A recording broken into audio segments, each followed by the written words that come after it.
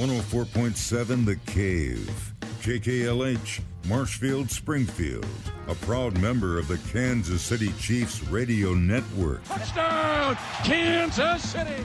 Now, it's time for Ned Talk. It is noon on a, not the best Sunday, but it is March and spring is just around the corner, and I'm sitting next to Ned Reynolds. Ned, how are you on this fine day? Doing just great. Thank you. Beautiful day in the Ozarks, and you're right, spring is knocking at the door, and we hope that knocking is answered very quickly. I'm going to let spring in.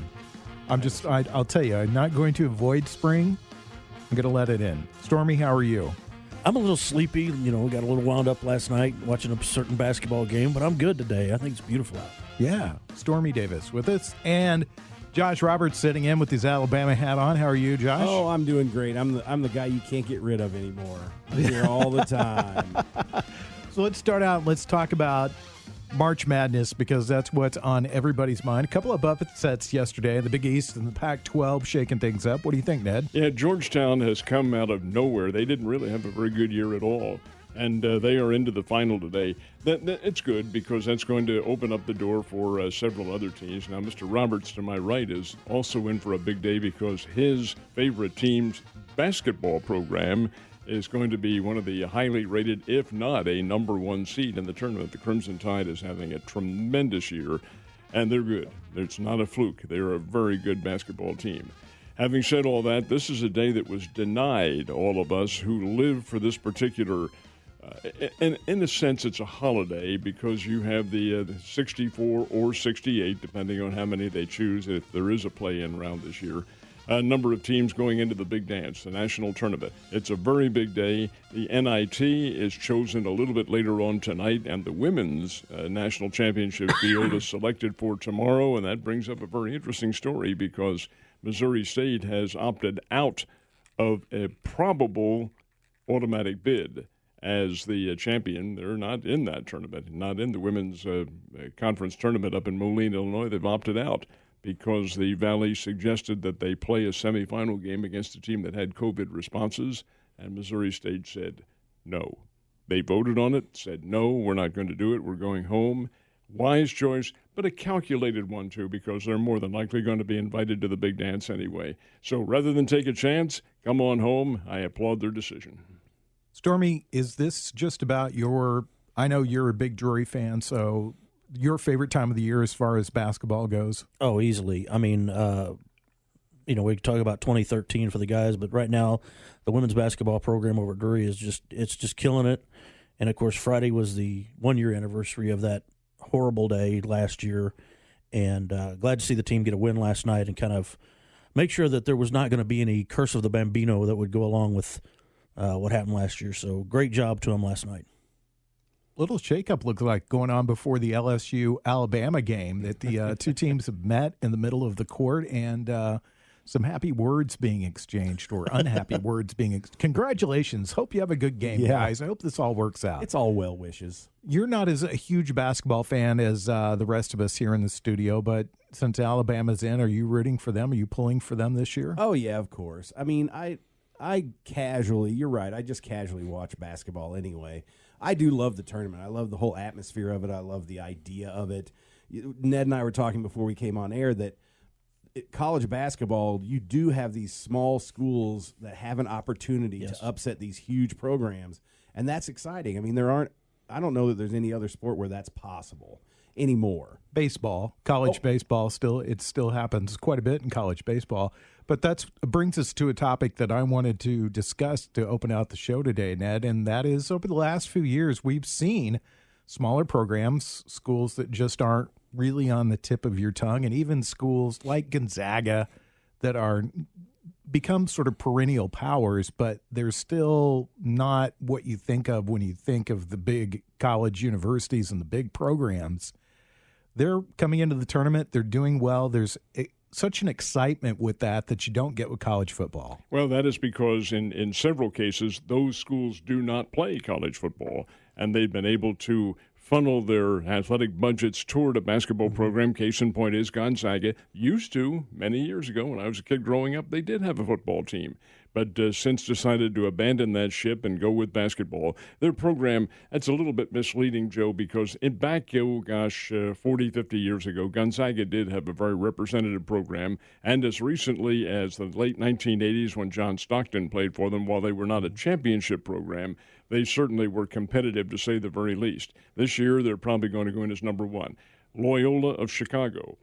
I'm going to bring this up again a little bit later on in our show, but when I was in the Navy, Loyola Chicago won the NCAA National Championship, 1963, and it was a cause célèbre because nobody had ever heard of them before. I had, because the year before my school, Temple got beaten by them in the NIT, and nobody had ever heard of them, and so I had. Anyway, that's beside the point. Loyola Chicago, a small school, Butler, Virginia Commonwealth. Yes, these are all programs that have been able to manifest their athletic budgets and their direction, the focus of direction from the school into allowing a circumstance in which they can play for national championships and be a national championship contender. It even happened here in town when Missouri State went to they were Southwest Missouri State back then, went to the Sweet 16, and a lot of it, and I don't mean this to be negative, but a lot of it has to do with the draw that they get. The year that Loyola made the Final Four back in 2019, they really had a piece of cake for their draw. The year the Bears went to the Sweet 16. Yes, Wisconsin and Tennessee were big names, but they weren't the biggest of names in basketball, and the Bears were able to beat them with a pretty good basketball team. There are interesting things that can happen on the draw, and we'll see how it shapes up today. It could, in fact, present itself to where another small school comes and conquers everybody. Who do you think? Is there somebody that comes to mind right off the tip of your tongue that you can think of, that somebody to watch, a dark horse in the tournament? The dark horse team I have is Arkansas, and they aren't a small school at all. Gonzaga, I think, is probably the premier one that fits everybody's bill along those lines because it is a small parochial school in Spokane, Washington, but their program is such that it is pretty doggone good. How good? Are they a number one seed? Well, they will be a number one seed, no question about that. But are they a team that's going to go all the way to a national championship? I have my doubts, but we'll wait and see. There's so many great tournaments this time of year besides the NCAA tournament. There's, of course, the NIT tournament, which is a very traditional one. It's the oldest. It's the oldest, and there was a time when college teams avoided the NCAA tournament and they played in the NIT. It was a very big deal, and this is back in prior to 1960. A lot of teams did avoid the NCAA because it didn't have quite the prestige that the NIT did. Keep in mind, the NIT back then played all the games in Madison Square Garden from your first round all the way up to the championship, and that in and of itself was a very big draw for the colleges to go to New York, be on Broadway, experience the big city. That all ended, I think it was 1975, if I remember correctly, but that's when the NIT, which at the time was privately owned, decided that their attendance was beginning to fall off just a bit at the Garden.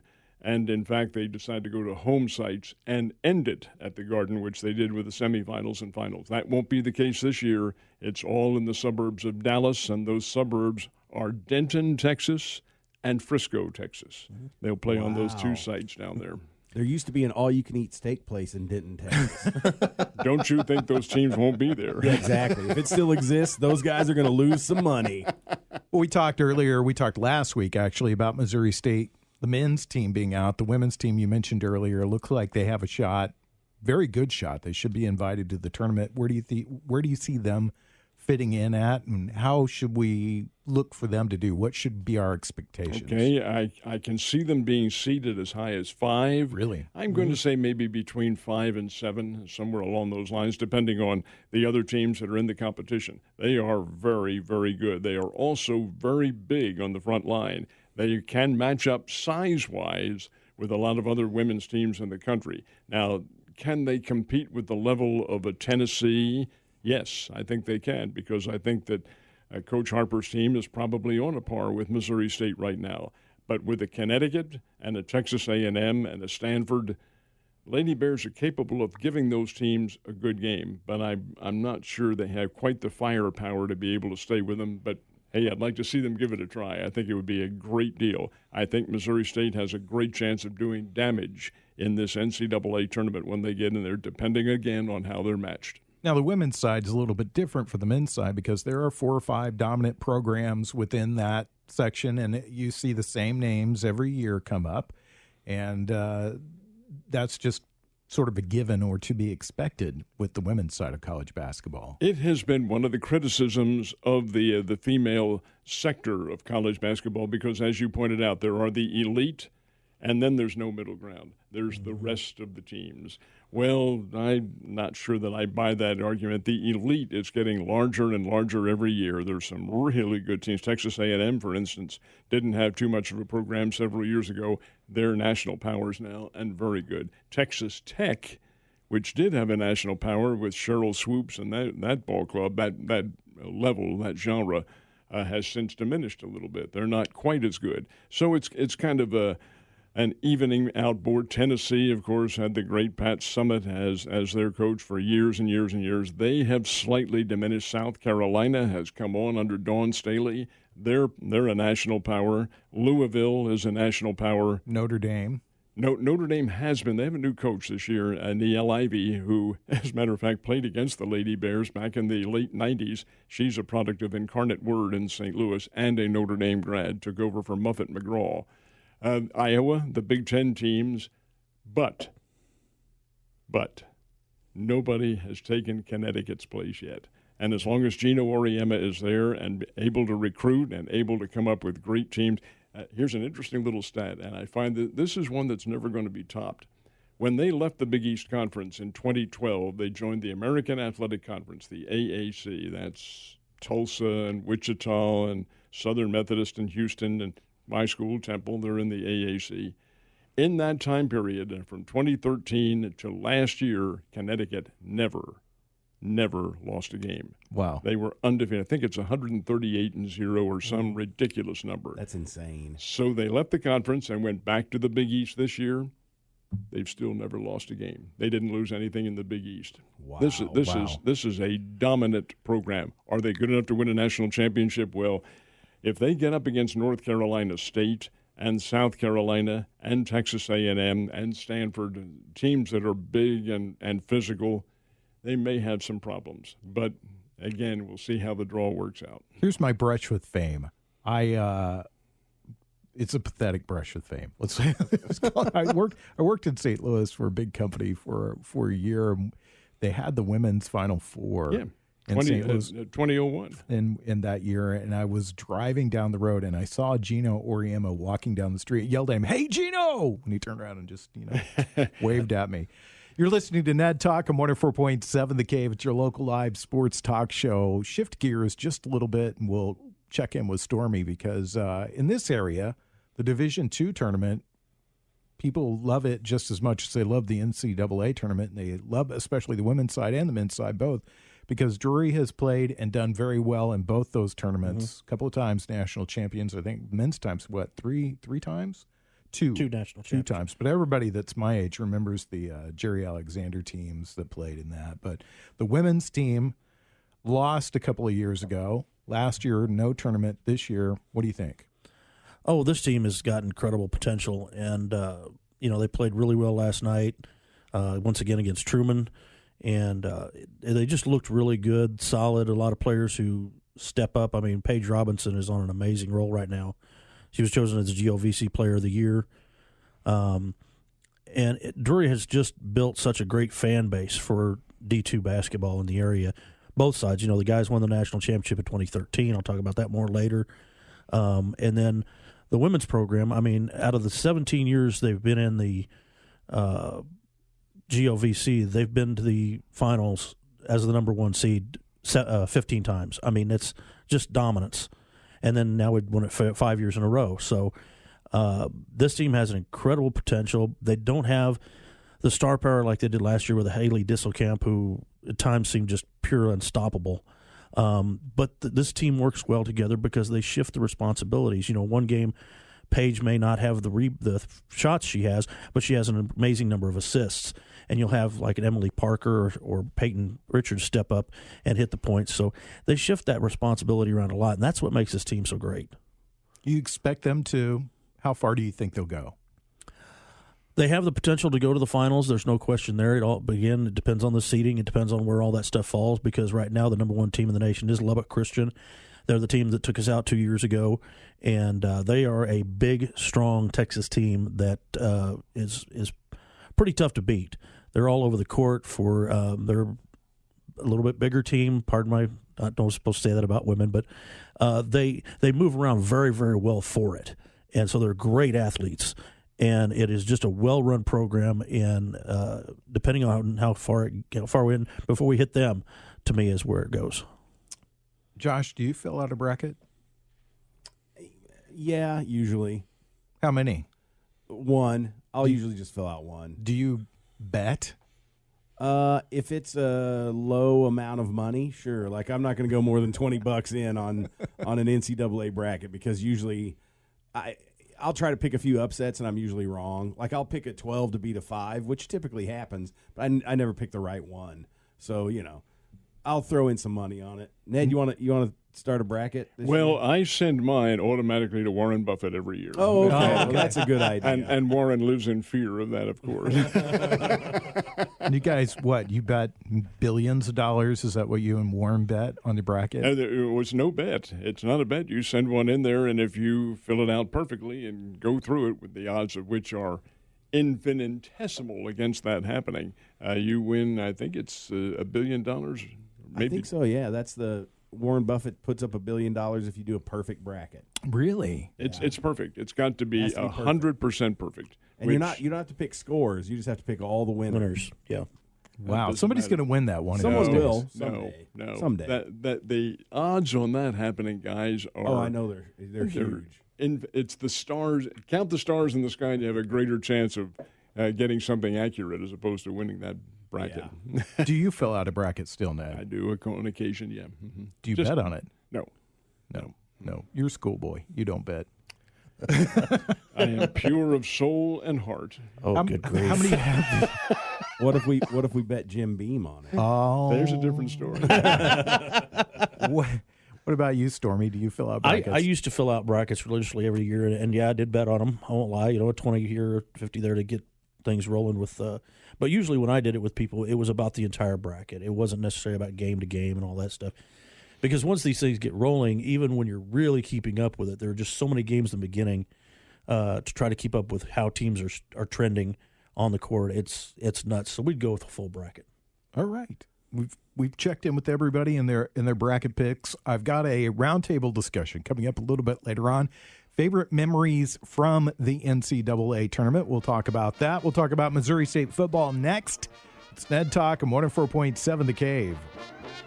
Back to Ned Talk on 104.7 The Cave. A proud member of the Kansas City Chiefs radio network. Back in the studio, Ned Reynolds, Stormy Davis, Josh Roberts, and we've got football to talk about. Besides Chiefs football, we'll get to that in just a minute. We've got college football. We've got Missouri State spring college football. And even rarer than that, we have a win to talk about, don't we, Ned? Interestingly enough, it is. It's their second win of the year. Beat Western Illinois to start out the year on the road.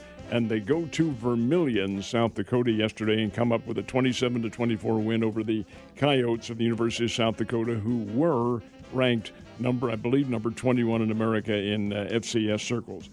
Now, here's the anomaly of this whole thing.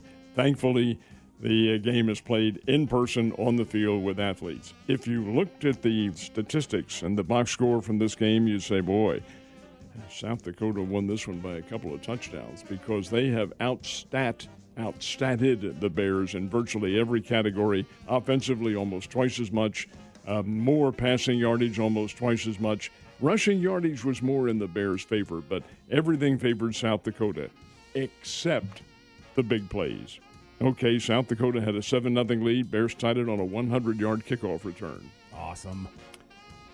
South Dakota takes the lead 14-7. The Bears tie it on a pick six. How about that, huh? Two big plays 100-yard kickoff return, and a pick six, and the game is tie. From there on in, South Dakota missed 3 chip shot field goal attempts, one of which was blocked by the defense, and the Bears did play hard-nosed defensive football in the key moments. South Dakota had a first and goal from the 2-yard line and did not score. Oh, that's awesome. And this is testimony to how Bobby Petrino has directed that team. It doesn't matter what you're doing between the 10-yard lines. It's how you behave in the clutch. And the Bears defense did come to the fore, gets a very nice win over I think South Dakota is probably a little bit overrated as far as their rankings concerned. Now, next week, the Bears have, well, let's put it this way. It's going to be a rough haul from here on in because you're getting the Northern Iowas, you already had North Dakota State, but you have South Dakota State still to play. You have the team that is rearing its head over in Carbondale and upsetting the big-timers. Southern Illinois upset Northern Iowa yesterday 17-16. And the undefeated team, North Dakota, they still are on the Bears schedule. They will be tough hombres to handle. Having said all that, I think the Bears are a better football team. I think they have better quality athletes, and I think they are more directed.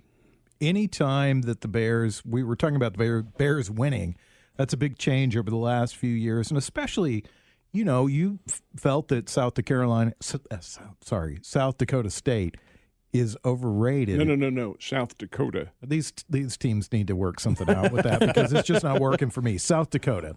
All right. That they beat South Dakota. That's the number 21 ranked team in the country, and the Bears won that game.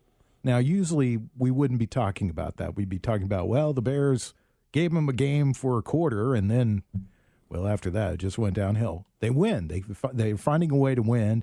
And you were talking about Petrino's philosophy of bend but don't break. It's a little bit like the Chiefs and their defensive. Exactly what it is. And that's the hallmark, in my opinion, of good teams. You learn to accept adversity and come back from adversity and win and play a winning style of football. And I think that is the mindset that Coach Petrino has implemented with this ball club. The same can be said for the Kansas City Chiefs, although they're more accustomed to being ahead and having teams try to catch up with them. That's not the Bears' case. It's really comparing apples and oranges, though. Kansas City is very good, and I think the Bears, in time, are going to be very good. Taking the right steps, which is something we haven't been able to say for a long time. So really excited about it. I'm excited about Bears football. What about you, Stormy? Yeah, that's a good news thing. We were talking during the break, and as much grief as we've given Petrino, when he first hired him and all this kind of stuff and the situation around it, the fact does, and we all agreed on this, the fact is he's still a damn good football coach. And so it's good to see him coming in and making changes that have the team winning and doing these things, like you said, in the clutch, in the moments where they really need it, and learning how to step up in those moments. So I'm hoping that it trends up and we get more of it. And certainly when they start really letting the fans back in, I think it'll start bringing some people. We haven't gotten our complimentary tickets, by the way. Not yet. Just, not yet. Just thought I'd bring that up. Come Kyle on, Coach Bob. Yeah. Come on. I didn't get my Valentine's Day card Come either. on, Kyle. Come on, get us those tickets. We really want them. Anyway, so Josh, are you feeling that Alabama's maybe watching these Bears games and shaking a little bit, thinking, no, I don't want to add them to the schedule? You know what's funny is Coach Petrino has the distinction of having beaten Alabama and LSU in the same season. Yes. Yeah. That doesn't happen very often. It's exciting to talk about Bears football. I think it's great. I mean, MSU football has not been something that was super exciting to talk about. Southern Methodist University, speaking of me saying college names wrong. MS, what did I say? You said SMU? Yeah, something like that. SMS. Okay. So, but yeah, I mean, it is exciting. I mean, he is a good coach. He's putting together the program that he wants to put together. He's going to instill a competitive attitude. Hopefully that turns into more wins. I would love to see them compete against the teams in their conference, and be challenging to be at the top of that. That'd be awesome. Let's talk about the Chiefs. They let a couple of guys go this week, and it's a little, they have to get it under that salary cap number. But the guys they let go are stalwarts in the offensive line.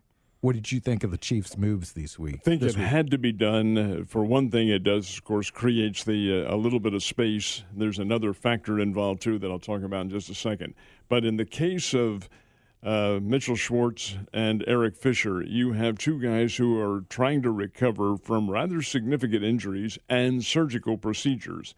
Are they to be counted on as being frontliners next year? And I think the Chiefs are taking a gamble and saying, no, they're not. These guys may take a little bit longer to recover because they are a little bit older. Both are approaching the 30-year-old mark, and by football circles, that's old. The offensive line, maybe not so much as it would be for other positions, but you do have to create that space. The biggest deal the Chiefs have made is restructuring, and this is going to occur, I think, in maybe some cases, every year. They've restructured Patrick Mahomes' contract. Yeah. Now, what they're doing, that means he gets the same amount of money, folks. It's $503 million. He'll get that, but it's now being backloaded. And what that does is create more space, more salary cap space. And that's good. The Chiefs certainly need that. At last report, they were still $4 or $5 million over the salary cap. Keep in mind, the National Football League does not want teams to go over that salary cap. They go to great lengths to have teams not violate that protocol to the point where no team ever has. There's an office in the NFL front office that dictates and warns teams, you're getting close, here's what you need to do. Well, I think the Chiefs probably got a phone call from New York and said, here's what you need to do. They were $22 million over the salary cap at one point. They aren't that much over it now. But I think you're also going to see a couple more veterans let go. Maybe this week, maybe the next week after that. The 17th, which is Wednesday, is the start of the National Football League business season and when you can start to sign free agents. Right now, the Chiefs are in a point where they can sign maybe one free agent somewhere along the line, but you're going to have to make an equal change in the team to allow that to happen. They need help on the front line, the offensive line. There isn't any question about it. That's where they'll draft. That's where they'll get the free agents. They do need help there. It was the weakness in the offensive line that cost them the Super Bowl. No question about it. Stormy, who do you see the Chiefs making cuts to? Difficult decisions. Oh, boy. I certainly can see them making more changes at the offensive line if they think they need that because of what they're going to do with the draft. When they let go of Fisher and Schwartz, I'll admit I wasn't happy about the decision, but in the past when I've been talking about teams, I would have gotten more so, but I automatically kicked in and thought, okay, I trust Big Red. I understand, what he does, and the way Mitch has talked about him when he comes down here is that he's got a plan for this kind of stuff, and so I at first, a little bit of reaction. Oh my gosh, what the world? But in almost no time, it's all right. Andy Reid's got this. He's got something worked out. He knows what he's doing. He knows who he's going after in that draft, and he's going to walk into that draft. He and the GM with an A plan, a B plan, a C plan, a D plan, an E plan. Who knows of all these chess move like factors, saying, okay, if we don't get this, we're going with that. And so I'm actually okay with feeling good about what they may do. So, and at first I wasn't sure, but now I was very confident in them. Chiefs have one of the best GMs in all of football. Yes, they Brett do. Veach. What do you think the Chiefs are going to do here? Well, I am a little. The problem is for me, their offensive line is like Ned said. That's what the holes in the offensive line, the injuries at the end of the season are why they lost the Super Bowl, and then you let two of your veterans go, which I get it. I understand the economics and the age of it, but that even if you draft the best offensive lineman you could possibly draft from college, they're not going to be where they need to be when the season starts. So I feel like there's going to be an issue, at least at the beginning of the season, with protecting Patrick Mahomes, just like we saw in the Super Bowl. And it kind of worries me. I mean, I don't know. They do need to draft people that are going to be long-term offensive linemen, but I don't know. It's almost like a rebuilding portion of the team. There are a couple of circumstances that might just come back in the Chiefs' favor. One is Lucas Niang, who is a big offensive lineman from Texas Christian, who they drafted last year and who opted out because of COVID-19. So he didn't play. He doesn't have any experience. He has been away from the team for 1 year. but he does have ability, and he's big and very fast and was a star and a highly regarded star on the TCU football teams. The other one is Laurent Duvernay-Tardif. I have a feeling he's not going to come back, but he has not said that he won't. But here's a man who has, come on, guys, he's taken the Hippocratic Oath. His career is directed toward medicine. He opted out last year to help with the COVID pandemic. He has also been out for a year, and he is also not particularly young. If he comes back, it would be a help. If Niang can be an effective weapon, that would be a help. But you really have to have veterans who have played, and that translates into free agency. Let me, real quickly, Ned, are you surprised that they didn't cut the doctor? No, because I think they hope he comes back, and he is a valuable part of that offensive line. This is a dedicated football player, as well as being a physician. He loves to play the game, but he also knows that that time is very limited, and his career as a doctor is still emerging. So I think what they did was not cut him, but say, hey, we're leaving a door open for you to come on back if you want to give it a try. That's not to say they wouldn't cut him if he did, because this is not a touchy-feely profession. Oh, no. I mean, it doesn't matter who you are. If you're not fitting the bill, you're Gone. That's one of the things I do love about football is they all talking about it being a business, but when they get cut, you see the tears coming. We'll have a roundtable discussion. It's coming up in just a second on Ned Talk on 104.7 The Cave. Back to Ned Talk on 104.7 The Cave. A proud member of the Kansas City Chiefs radio network. This is the point in the show where we stop for a roundtable discussion about whatever. And our topic today is favorite NCAA memories. And we start with you, Ned. Do you have anything from this century, or is it last century? That would be last century. Me too. I will admit to that. I'm not giving you crap about that because I'm saying it. What's your favorite? I have two that are particularly ones that resonate with me. And, of course, number one would be the first year that Missouri State made the NCAA. And yeah. I was at KY3, and this is 1987, and followed them, reported on them down to Atlanta in the no longer standing or defunct Omni in Atlanta, and sat there on the press row while the Bears took on Clemson, Clemson being about a 15 or 17-point favorite, and watching Missouri State dismantle a very good Clemson basketball team. And this is what you guys were talking about earlier. Anybody can rise up. Well, the Bears were more than just anybody. They had Winston Garland, Kelby Stuckey on that team, Basil Robinson, Greg Bell. It was a tremendous effort on their part, and Clemson was not ready to play. And the Bears beat him to the punch. I think the big play early in the second half when they pulled over everybody on the offense. Winston brought them over all on one side. It's called moving your defenses over and flooding one side, and then freed Greg Bell off a pick on an alley-oop.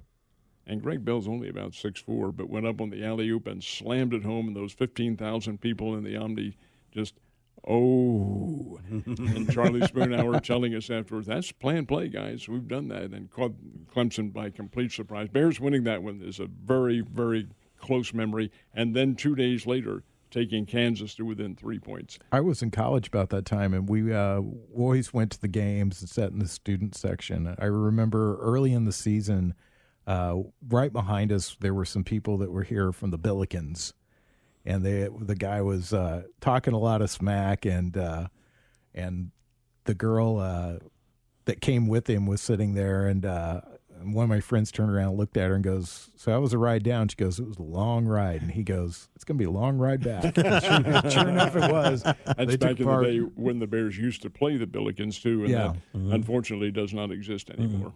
Stormy, your favorite memory? We'll come back to you, Ned. I know you got a second one. We'll come back to you. Stormy, your favorite one? Well, I can chime in on that one a little bit because that was the first time I intentionally skipped school for a sporting event specifically to go over to a buddy's house, and we watched it there because my mom would have killed me if she'd have known at the time. But no, one of the ones I'll go with more this century, of course, Drury winning the national championship in 2013. I got to go on to that because that was just a beautiful moment when they came down with that rebound and they locked it in.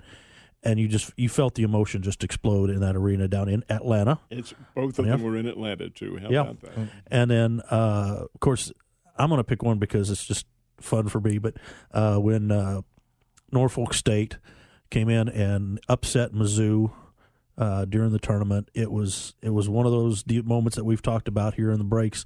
That team that you wait, who? Yeah. How did this happen? And the next thing you know, they win the game, and you got players on the floor in a ball crying in joy. And I mean, it's one of those beautiful moments in sports you see, and it just stood out to me as one of those moments. So, Josh? Okay, I'll go a little different direction here. So, one of my most vivid memories of NCAA is a bad one. It was when Duke beat UNLV the year that they won their first national championship, because no one was good enough to beat that UNLV team legitimately.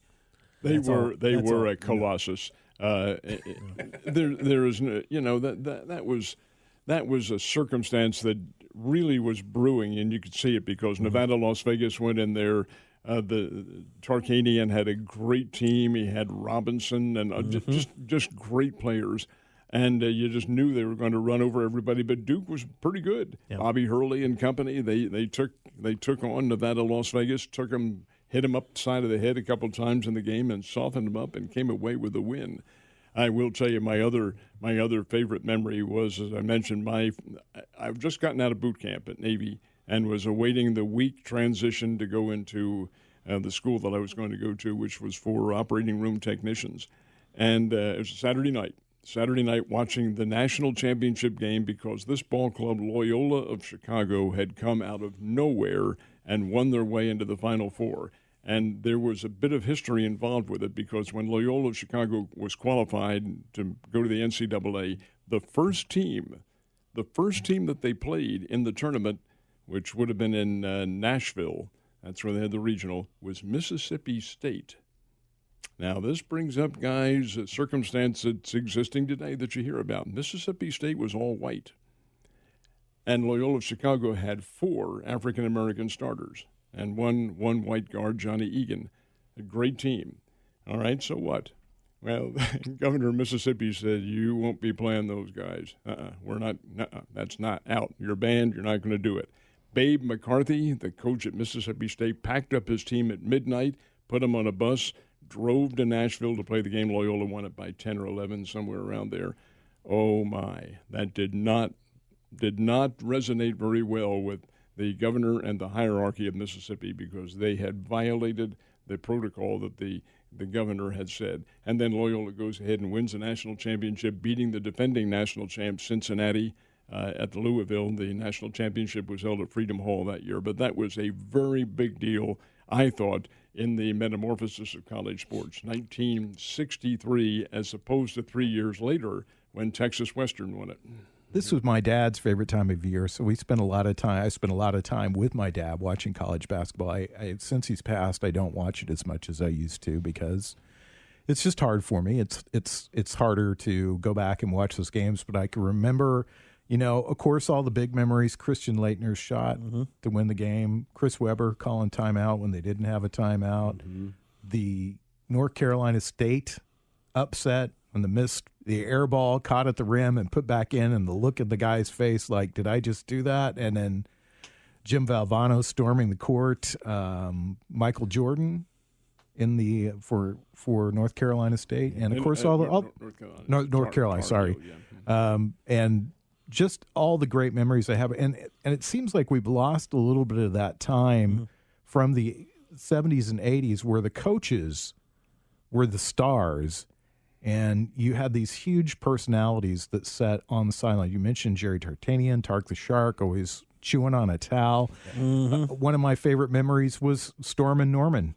Watching him coach the Missouri basketball team and some of the upsets that they had. They had some big wins. And Charlie Spoonhour was quite the personality himself here at Missouri State. I mean, Spoon's Temple of Doom, man. I had a airbrush T-shirt made for those years. Exactly. Where have those days gone? And you just mentioned something I think very significant. As a student over there at Missouri State, you went to the games. You sat there. Yes. This is Hammond Student Center where you had the pull-in bleachers from the side and the fans, the bear hair, and everybody else. And the place was jammed. Yeah. It was alive. Oh, yeah, it was rocking. What do you have now? Nothing. Why? There's the key question. Why does that not exist? I think there are a couple of reasons why. Television, of course, has something to do with that, the fact that the games are on TV and you can see a lot of them. And number two, the promotions have not been what they should be. Back then, Missouri State basketball was a very big deal. A little bit later on, Lady Bears basketball was a huge deal. Yep. The games were promoted. You had people you could focus on. Individual stars made themselves available to the public. The media was right there in great intensity covering all the games. Now the media probably is now, but again, the focus is not quite there, and you haven't seen the level of promotion that it needs to have. Back when Spoon had the team, I know we're always making reference to that, but back when he had it, he's a guy that we'll never see the likes of him again. It was, I remember remarking to Art on the air one day, he and I were the broadcast team back then, we were for 20 years. And I said, Art, this is a three-ring circus in basketball. He said, you're absolutely right. Look at all. Yes, they had some deal where they brought out a cage in which people went after floating dollar bills. The crowd really got into this. You had the chicken here. You had the Phoenix gorilla was here. It was just a very, very big deal in which the audience really loved it. Now, not so much. No. Yeah, it's tailed off over the last few years. And to go back, Missouri State football has not been very good for a long time, but I remember being in college in the 80s, going to see a couple of football games because all students get free tickets, a certain amount of free tickets. And there were so many students and alumni in the stands that we had to actually sit in the end zone. And there were probably about 50, 60 people sitting in the end zones. The fraternities and sororities all supported the sports at that time, and then that's just all gone. And why? Because the Bears really had an exciting team. DeAndre Smith at quarterback, a team that ran the triple option, beat the hell out of other teams. Hey, it was an exciting time to really be a fan, and the team and atmosphere was really electric. We'll come back and wrap up the show. It's Ned Talk on 104.7 The Cave. And back to Ned Talk on 104.7 The Cave. A proud member of the Kansas City Chiefs radio network. Sunday afternoon, great time to sit around in your living room or basement or garage or wherever and just take in some sports. Ned, what are you going to go home and watch? we are going to watch Selection Sunday. Yep. It did not exist last year. It was immediately yanked away from us by COVID-19 and by the decisions that were made. Whether or not it's right or wrong, who knows? Who cares? Because it did happen. But the fact of the matter remains that it didn't happen, and that was a huge void in what a lot of us consider to be a very important day. So I'll be rooted to the TV watching who the top picks are. Should be kind of interesting today because several teams, at least three major teams, have bowed out of their tournaments, but still have the possibility to play in the NCAA tournament. That is correct. The likes of Duke and KU and teams like that could still play. I think KU is going to be selected anyway. Duke not, but Duke could be a virus replacement because that can happen under this year, and it's an altogether different protocol, but this year that circumstance does exist. So, yeah, they could possibly be in it. A virus replacement team. Would. Did you ever think you'd say those words? No, and I don't want to ever say them again either. Stormy, what are you going to go home and watch this afternoon? Like Ned, I'm going to watch the selection show, and then I'm going to get ready for the next Cardinals game to listen to on the radio. So. Yeah, that's coming up on our sister station, The Bull. They're the home for the Cardinals baseball this season. So if you're and I love listening to baseball on the radio. I think it's just a sport that's made for radio. Exactly. And so it's great to listen to the games. They've got spring training going on this afternoon. What are you going to go home and watch, Josh? Probably the back of my eyelids. No sports for you today? You're just gonna go home? I'll tune into that selection show. I agree. It's exciting that it's back on track and they're going to be able to do it again. So it'll be cool to see. It's very weird to me that Duke may not be in the tournament. Yes. Yeah, I think I'm going to go home and try to take in some spring training baseball. And then I'm going to watch the latest edition of the Aurora Tea Garden Mysteries tonight on the Hallmark. My wife, who's addicted to the Hallmark Well channel. done. That's very well done. You're single, so you don't have to put up with that sort of stuff. Yeah, maybe. All right, Ned, we'll see you next week. Make sure you tune in to Ned each weekday morning right here on The Cave. He sits in with Mike, the intern. Always very entertaining. You guys have great chemistry together, and I love listening to you. Fun working with Mike. Yep. Stormy, we'll see you in a couple of weeks. See you be then. back. All right. And Josh, we'll see you next week. I'll be here. All right. It's Ned Sleep Talk. under the desk. It's Ned Talk, 104.7 The Cave. I want to say thanks to Corbin Campbell, Scott Meyer, Mike the intern, and Nick Fury. We'll see you guys next Sunday at noon. Download the podcast.